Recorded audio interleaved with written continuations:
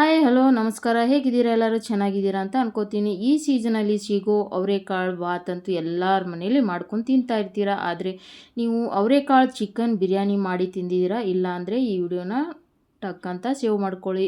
ಆಮೇಲೆ ಏನೇನು ಹಾಕಿ ಮಾಡಿದ್ದೀನಿ, ಯಾವ ಥರ ಮಾಡಬೇಕಂತ ತೋರಿಸ್ತೀನಿ. ವಿಡಿಯೋನ ಫುಲ್ ವಾಚ್ ಮಾಡಿ. ವಿಡಿಯೋ ಇಷ್ಟ ಆದರೆ ಲೈಕ್ ಕಮೆಂಟ್ ಮಾಡಿ. ಬನ್ನಿ ನೋಡೋಣ ನಾನು ಅವರೆಕಾಳು ಚಿಕನ್ ಬಿರಿಯಾನಿನ ಯಾವ ಥರ ಮಾಡ್ತಾಯಿದ್ದೀನಿ ಅಂತ ತೋರಿಸ್ತೀನಿ. ಚಿಕನ್ನ ತೊಗೊಂಡಿದ್ದೀನಿ ನೋಡಿ, ಒಂದು ಅರ್ಧ ಕೆ.ಜಿ ಮೇಲೆ ಇದೆ ಚಿಕನ್. ತೊಳೆದಿಟ್ಕೊಂಡಿದ್ದೀನಿ. ಆಮೇಲೆ ಅವರೆಕಾಳು ತೊಳೆದಿಟ್ಕೊಂಡಿದ್ದೀನಿ.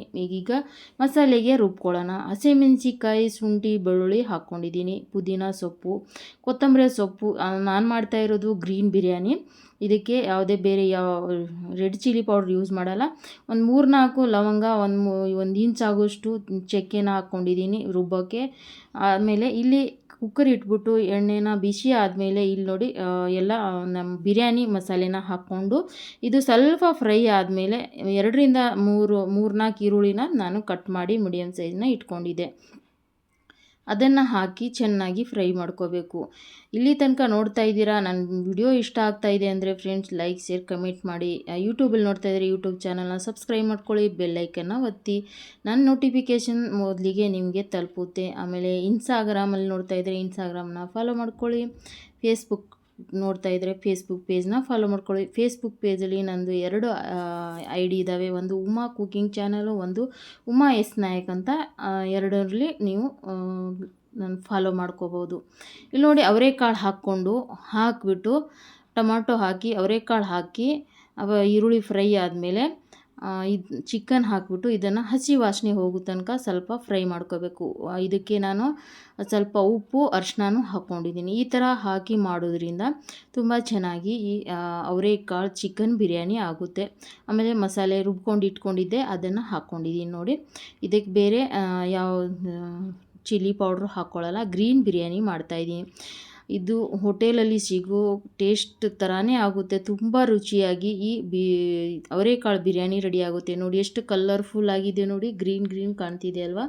ನಾನು ಇದಕ್ಕೆ ಚಿಲ್ಲಿ ಪೌಡ್ರ್ ಹಾಕ್ಬಿಟ್ರೆ ನಾವು ಕಲರ್ ಚೇಂಜ್ ಆಗಿಬಿಡುತ್ತೆ. ಅದಕ್ಕೆ ಚಿಲ್ಲಿ ಪೌಡ್ರು ಇದಕ್ಕೆ ಯೂಸ್ ಮಾಡ್ಕೋಬಾರ್ದು. ಆಮೇಲೆ ನಾನು ಅಕ್ಕಿನ ನನಗೆ ಎಷ್ಟು ಬೇಕೋ ಅಷ್ಟು ಮೆಜರ್ಮೆಂಟಲ್ಲಿ ತೊಳೆದಿಟ್ಟಿದ್ದೆ. ಅದರ ಮೆಜರ್ಮೆಂಟ್ಗೆ ನಾನು ಮಾಡ್ತಾಯಿದ್ದೀನಿ. ಒಂದು ಅರ್ಧ ಕೆ.ಜಿಯಷ್ಟು ನಾನು ಅಕ್ಕಿ ತೊಗೊಂಡಿದ್ದೆ, ತೊಳೆದಿಟ್ಕೊಂಡಿದ್ದೆ ಒಂದು 10-20 ನಿಮಿಷ. ಆಮೇಲೆ ಇದಕ್ಕೆ ನಾನು ಮಿಕ್ಸ್ ಮಾಡ್ಕೋತಾ ಇದ್ದೀನಿ ನೋಡಿ. ಮಿಕ್ಸ್ ಮಾಡಿ ಇದಕ್ಕೆ ಮೆಜರ್ಮೆಂಟಲ್ಲಿ ನಾನು ನೀರು ಹಾಕ್ಕೊಂಡಿದ್ದೀನಿ.